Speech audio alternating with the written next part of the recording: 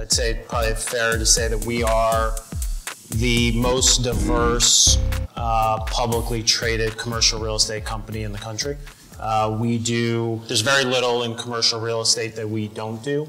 I think historically people have known us as a lender, and we've been lenders from anywhere up and down a commercial real estate capital structure, from very low levered senior mortgages to higher leveraged mezzanine financing to a lot in between. We've been participants in the CMBS market. We created our own securitizations, as well as been buyers of bonds from third parties.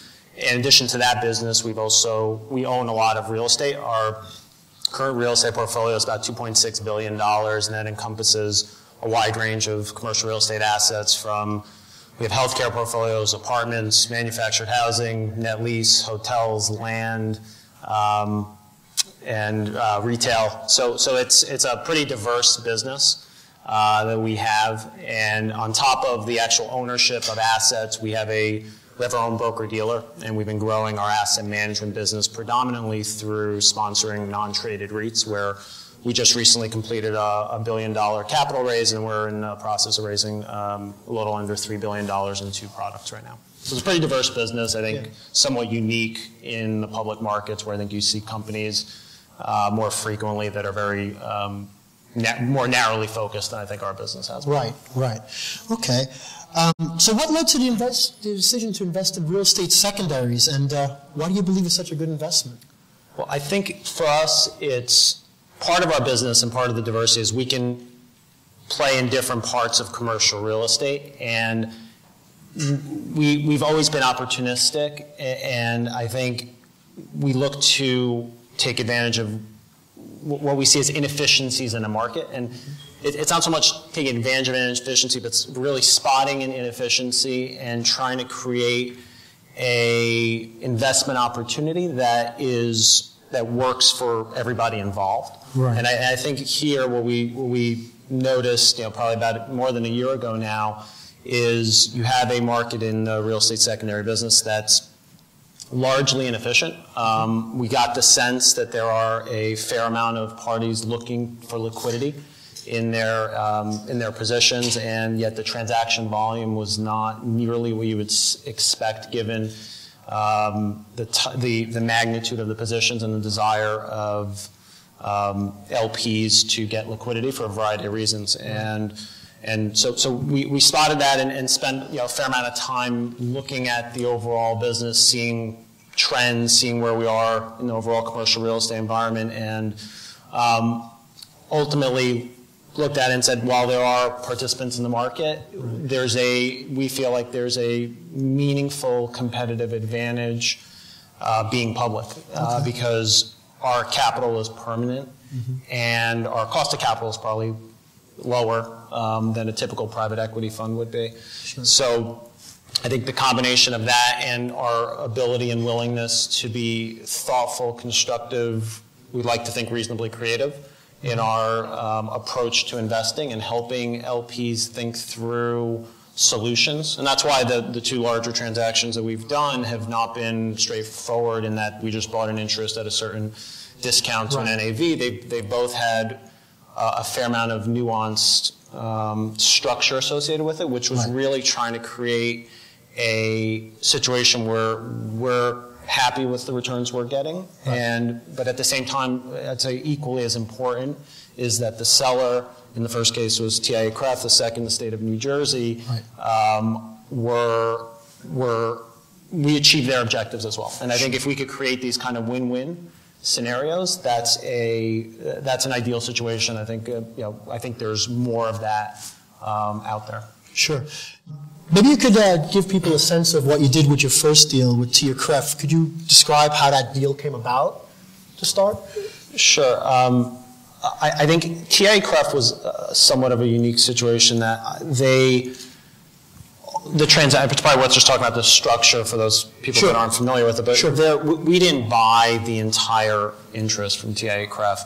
What we did is they contributed the entire, it was a $760+ million portfolio into a joint venture that we effectively bought into a 51% interest, and then between us and TIAA-CREF, we had a waterfall that I think sort of in our view was sufficient to pay us for the returns we're looking for, at the same time achieve their objectives. And at the same time, one of the nice things I think that we're able to do for them is oversee the portfolio. You know, NorthStar, we have 150 dedicated employees. We understand all the underlying assets given the diversity of our business. Right. And we're able to take a little bit of the burden off of them in that we do all the oversight in the reporting, because this was 50 separate secondary interests. This was not a small portfolio. And we're the ones essentially spending the time understanding what's going on, going to the annual meetings, advisory boards, and the like. So there, with TIAA, I think we're a value add to what they were looking to achieve and help manage, report, just overall have a handle on these assets for them. Right, okay. How is the New Jersey deal different from the TIAA-CREF one in terms of how it came about, first of all, and also in terms of the structure of the deal, which I understand was also different? Yeah, I think New Jersey seemed to have come about because they had seen the TIAA transaction. And I think when they looked at that transaction, I believe they started to explore alternatives, and I think they looked at that initial structure. They ended up going with something different, which was a transaction where we did buy the entire portfolio, and that was a joint venture. It was us, we were 85% of it, and Goldman Sachs Asset Management was 15% of it. Right. Okay. And in that transaction, we gave them 55% of the purchase price up front, and there's a roughly 4-year deferral period. So essentially what we're doing is we're effectively buying the portfolio with a 4-year partially amortizing interest-free loan. I mean, that's kind of the way we look at it, and that matters. I mean, and they're able to do it, right, from their balance sheet standpoint. They're able to give that kind of, call it financing. Sure. For us, we use leverage, we understand leverage. If someone wants to sell us this office building with a interest-free loan for 4 years, we pay more than if they didn't offer that, right? Yeah. That's really that dynamic. So I think I don't know if there's anyone from New Jersey here, but I think they're very pleased with the execution. I think the whole process with both TIAA-CREF and New Jersey has gone very smoothly. I think there's one question here I'd like to ask. Somebody asked about the level of due diligence you do on individual assets prior to a transaction. Maybe you could talk a little bit about that? Sure. We've always been very diligent and thoughtful in how we review assets, and part of the reason I think NorthStar has done well as a public company, certainly relative to similarly situated companies in the public markets, is we have a very deep discipline underwriting focus. And while there's certainly a level of this that we think, high level, big picture, it's a way to express an interest in commercial real estate, and it works from that standpoint. Right. We pretty much try to underwrite every asset, as hard as that may be, as if we're going to own it. And we do, when we make a low levered first mortgage loan or we buy a portfolio, we really treat them the same in terms of the type of diligent work we do on the portfolio. So here we really, and look, candidly, there's not always the level of information that you'd like. So if we were buying this building, the level of information we'd have from the sellers, most of the time different than what's available through GPs in some of these private equity funds. But we use the information available. Oftentimes we have other resources to be able to gather information given our broad exposure to the markets that a lot of these assets are in, to the CMBS market and other places where we're really feel like we're able to get a very good handle on the assets. And it's, it's diverse. I mean, there's not a single property type that's not in one of these funds, and that works for us because we have investment professionals that understand land and understand condos and understand hotels, office, retail, apartments, whatever it may be. We've got a good hand on that. So we do a deep dive. I mean, we really do, and make sure we understand what we're buying. Sounds good to me. Another question that's here that I liked was, what gives you the conviction there's upside on oftentimes 2007 to 2009 vintage funds? Yeah, look, it's not, again, it's not so much saying there's upside to a 2005, 6, or 7 fund. It's understanding what's underlying those funds, right? And, you know, our view is commercial real estate has largely come back to where peak pricing was in 2007. There are asset classes that are below, there are asset classes that are doing better. But on average, for generally A quality, B quality assets, we're pretty close to those levels. And you look at, again, I'm speaking broadly and every fund's different, but you look at where these funds are marked relative to their underlying cost, and you know it's a pretty steep discount still on a portfolio basis, right? There are funds that have done quite well and are well above what they paid for them. There are others that have obviously done worse, but we feel like these portfolios are at a decent discount to the cost basis, and they're not all 2007 funds. I mean, the ones that are 2007 we feel like are appropriately discounted. So, and again, I know I'm speaking in some broad brushes because it's not, there's, between the two, there's 75 funds. They're not all the same. And in fact, they're all very different. But I think broadly speaking, when we buy these portfolios, we feel comfortable with the underlying metrics and where we are relative to where the portfolios, where the current NAVs are to where we think values can get to. Right, okay. So you mentioned your further appetite for real estate secondaries. Can you quantify that at all, or or give it a ballpark, or not really. I mean, it's interesting because when we did the first transaction with teachers, TIAA, we were getting a lot of the same questions and saying, is there more? Can you do more? Sure. Will there be more? And we candidly told this was from our investors, candidly told them we have no idea. Right? We just said we don't know. This worked out. We think this is working out great. We think it will work out great, but it's hard to say. And then the New Jersey deal came through, and I feel better sitting here today that there is a lot more. I don't know what the size ultimately is. But I think the considerations that TIAA-CREF had, the considerations that New Jersey had, I don't think they're particularly unique to them, right? And I think that's why I feel better sitting here today, saying, look, there are more opportunities, and we're engaged in conversations right now with at least 3 or 4 different dialogues right now with investors. Working through some of these same considerations and saying, well, we could look at it this way, we could look at it another way, what about this? And trying to really help.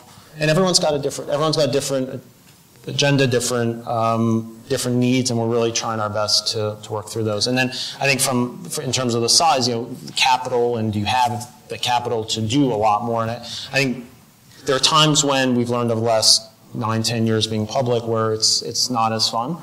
Right, where the markets are going down, and you see your stock, and it's capital markets are closed, and it's not as interesting to be public. But I think today, sitting here, our access to capital has never been better. And if we had a transaction that needed $500 million tomorrow, we could raise the capital overnight. Right, that kind of just equity capital. And there was a question on here about. How do you capitalize these transactions? They're with equity. I mean, they're largely with equity. I mean, we have preferred equity, we have convertible notes, we have other ways of doing it, but the first focus is really equity. And part of the reason for that is there's already underlying leverage in these funds, and they're not. We don't think they're overly leveraged, but to then take that and then lever it further is not something that we're necessarily keen on doing. So it's really been. Really, if we have the opportunity, the capital, I hate to say it's unlimited, but we haven't really seen a situation where we wouldn't be able to capitalize it with equity if we wanted to. Right, okay. And not just on the capitalization side, it seems that you guys view yourself with these purchases of secondaries as a de facto LP in these funds. So how active do you plan to be with your fund interests as an LP? Are you going to be looking at governance, transparency, oversight, or what? You know? Yeah, look, we're a couple of things. I think one, we're in this for the long term. So we're long-term holders. We're not looking to buy and sell anything. Two, we're looking at this very much in a passive way. Like I said at the beginning, these are sophisticated managers who know their assets better than we do, and we're looking to participate in a financial manner in the upside that we believe exists in the commercial real estate environment generally, and therefore through these funds. So we'll certainly, to the extent GPs need us or want us for something, they need, if it's a consent, if it's bouncing ideas off us to the extent they want to, we're very open. We'll obviously understand exactly what's going on. Sure. But our view is the GPs know what they're doing better than we do with regard to these assets, and it's a purely financial investment. If we could be helpful, then we could be a situation where we might finance somebody. Right. If we can be helpful, and that's been kind of our business historically, is we're more relationship-oriented lenders. We've never been, a loan-to-own or distressed loan buyer to foreclose on people. It's always been our business on the lending side is very relationship-focused. We view the borrowers as our clients. That's how we run that business, and I think this is very similar. So we're not far from being activists. We'll understand what's going on. We think we have a good handle on the assets, and if we could be helpful, we'll be helpful. But it's largely a long-term passive investment for us. Right. Okay. One of the questions here, I think that kind of follows up on that is, and I'm sure people in the audience want to know, being that there's a lot of GPs here, says, do you plan to re-up with managers acquired through secondaries? In new funds? Yeah, so if they come up with their third fund, then you're invested in and interested in a second. It's not currently the plan. I'd be surprised if we did that, but at the same time, if there's a compelling opportunity and a compelling story why something works and achieves a certain return, we're open to it. I mean, that's one of the nice things about what we've been able to accomplish being so diverse is we can look at anything, right? So if there's a fund that has a great idea for whether it's a single asset or just more of a blind fund with a particular concept, right. It's not currently the plan, but we wouldn't foreclose looking at something like that. Right. Okay. And this one obviously is one that people will get a sense. Some people asked what was the discount on NAV on the buys that you made. This is one of the on both transactions. It was essentially at the then NAVs, right? Mm-hmm. And which I think is great for the sellers. I think it's great for TIAA-CREF. I think it's great for New Jersey, where we get the return that we need for something like this is through the structures, right? So right. In both those transactions, they were actually at, we had a reference date and it was at that NAV. But in both instances, obviously 100% of the dollars didn't come in at the beginning. It was 51 in one case, 55 in the other. And then through the structures, we're able to get the returns that we're looking for. Because candidly, most likely, I'd say on a portfolio basis, you're probably not. There is a discount to the NAV, right? There's to the extent someone's looking for yields that are double digits. But here, I think that's part of what that kind of nice dynamic where both TIAA-CREF and New Jersey achieve a particular objective and they get NAV, sure. And we are happy with the returns, and everyone walks away. Like I said, win-win transaction. Right. Have you guys ever considered your own private equity real estate vehicle? Now that you're doing it from the other way. Yeah.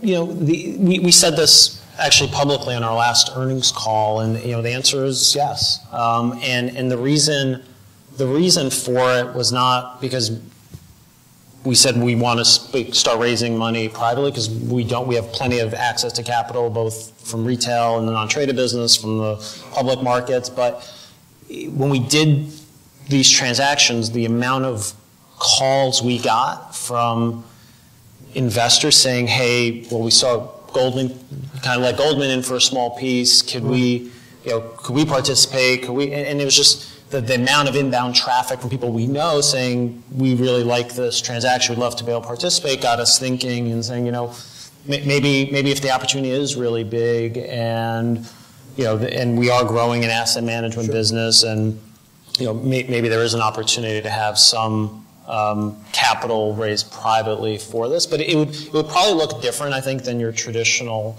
private equity fund. I mean, we fully intend, even if we did that, to invest a substantial amount of the capital, right? So I'd envision something where we're still putting in half the money, right? So it's more of a just co-investment situation, not a, kind of a more, typical fund where the GP's probably got obviously less than 50% in the fund. Sure. So invest in the fund. So we're thinking about it. We've had inquiries about it. It's something that we might do. Okay.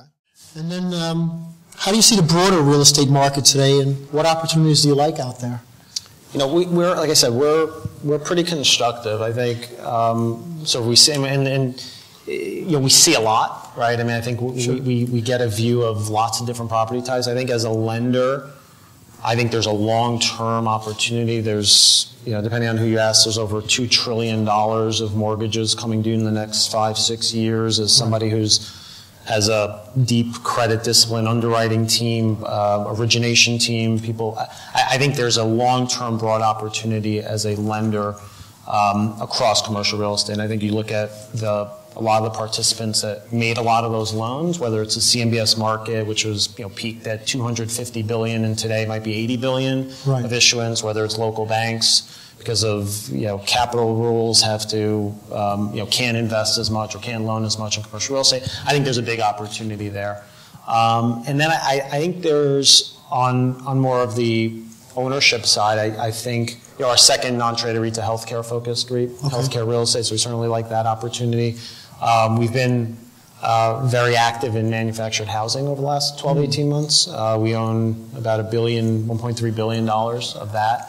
And that's gotten a little bit of publicity lately where a number of private equity funds have started to participate in that market. But I think some of these, like something like manufactured housing, which is a very stable, low capex, high margin business, where that finances incredibly well in today's rate environment that's still, again, historically low. If you could lock in long-term financing on a very steady, stable cash flow and owning hard assets, we like that.